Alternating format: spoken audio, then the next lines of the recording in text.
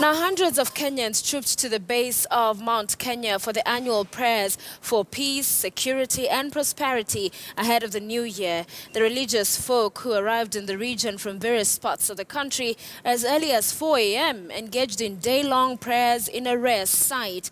And as KTN's Timothy Otieno reports, this year's prayers had some not too familiar participants. They would arrive in busloads and quickly get down to business.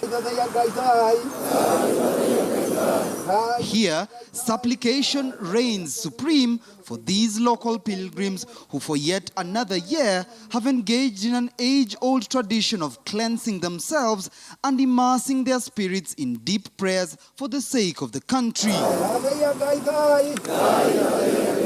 So serious is this exercise taken that every man, woman and child are seen deeply engaged in prayers at the base of Mount Kenya, where they say their refuge is. Tunapokuja katika maombi ya mlima Kenya, sio kwamba tunakuja kuomba milima, lakini kwa imani za Kiafrika unapotaka kuongea na Mungu unakwenda mahali ambapo pameinuka. This year's main prayer point is the security and peace of the nation ahead of next year's general elections. Tunaomba Mungu atuondoshe na mapepo, atuondoshe na waovu, atuondoshe na mipango mibaya ambayo inaweza kuja kufanya watoto wetu wakaangamizwa na mambo ambayo haeleweki.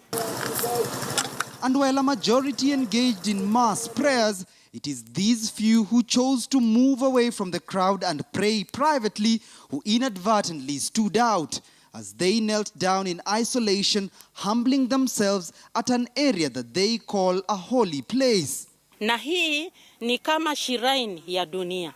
Hapa ndio mambo ya dunia itatatuliwa. Na hivi leo tumeleta yetu, itatuliwe ni Mwenyezi Mungu.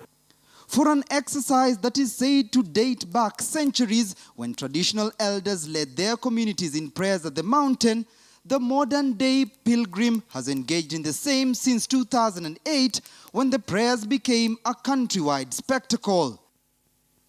This year's prayers, however, attracting not too common faces among those gathered, even as the group hopes that their earnest devotion will go a long way in ensuring peace and stability to a country inching ever so closer to a potentially hotly contested general election. Kwa sababu tumekuja hapa kwa ajili ya amani ya nchi ya Kenya.